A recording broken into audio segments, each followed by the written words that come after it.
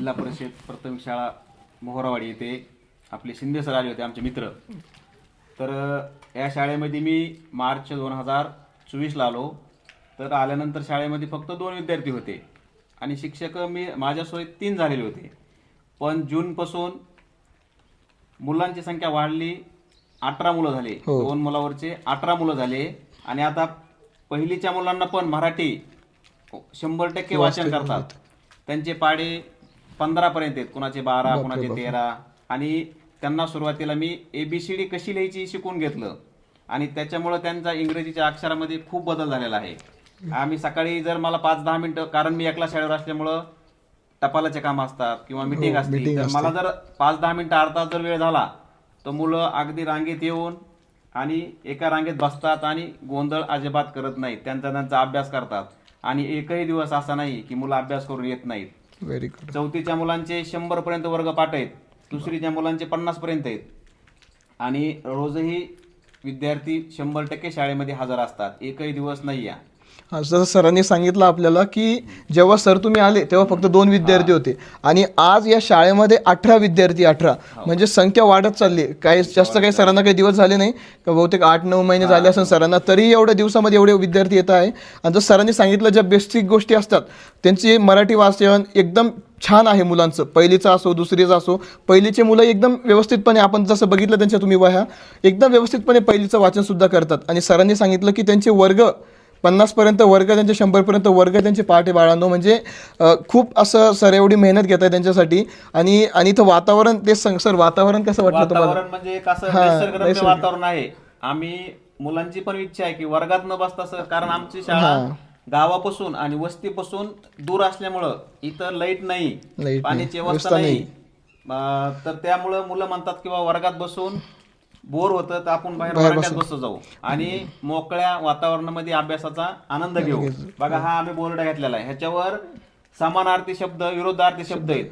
तर आतापर्यंत 100 समानार्थी 100 विरोधार्थी शब्द लिहिले आहेत. तर त्यांचे कोणताही शब्द विचारा त्यांना, दिलेल्यापैकी त्यांचा अचूकपणे ते सांगणार. आणि पहिलेच्या मुलांचं तुम्ही कोणत्याही मुलाला मराठीचं पुस्तक घेऊन बोलवा, इंग्रजीचं पुस्तक घेऊन बोलवा, त्यांना गणित द्या, गुणाकार द्या 1 अंकी, बेरीज द्या 2 अंकी, तर ते 100% तुम्हाला करून दाखवणार. तुम्ही एखाद्या मुलीला किंवा मुलाला कोणालाही पण बोलवा तुमच्या मनाने आणि त्याला मराठीचं पुस्तक घेऊन वाचन कर म्हणावं, तो बघा अचूकपणे वाचन करतो. बोलवा तुमच्या मनाने कोणाला पण. काय नाव सांगितलं होतं बेटा तू? पहिलीचे. चल गौरी, ये गौरी इकडं, मराठीचं पुस्तक घेऊन ये. अशा वेळेला थोडा स्टॉप करायचा. हां नाही, मी कट करून घेतो सर, कट करून घेतो, काही प्रॉब्लेम. चल पटकन बाई.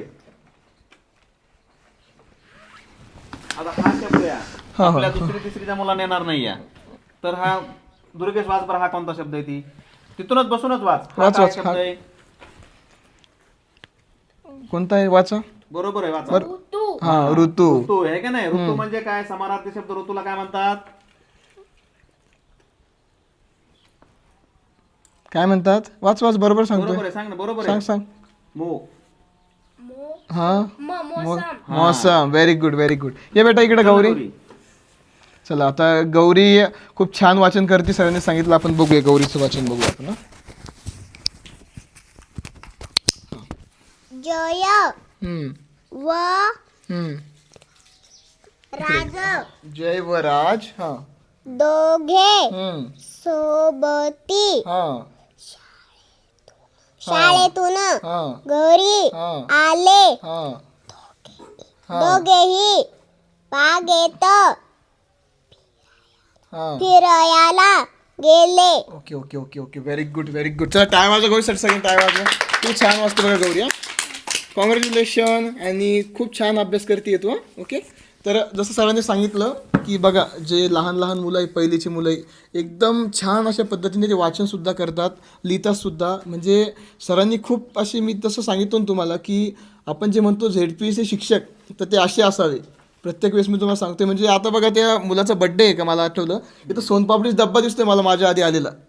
बरोबर. मुलांसाठी म्हणजे सरांचं असं नाही आहे की की असं चाललंय वगैरे स्कूलमध्ये असं, पण सर खरंच मेहनत घेत आहे मुलांसाठी. आणि सर प्रॉपरचे म्हटले तर खूप दूरचे आहे आमच्यापासून, बीडचे आहे सर, बीड म्हणजे खूप दूर आहे. आणि तरी सर इथं राहायला सुद्धा इथंच आहे समजा, म्हणजे इथून फक्त 15 किलोमीटरवरती पिशोर म्हणून गाव आहे, तिथं सर राहतात आणि रोज सकाळी अपडाऊन वगैरे तिथून करतात.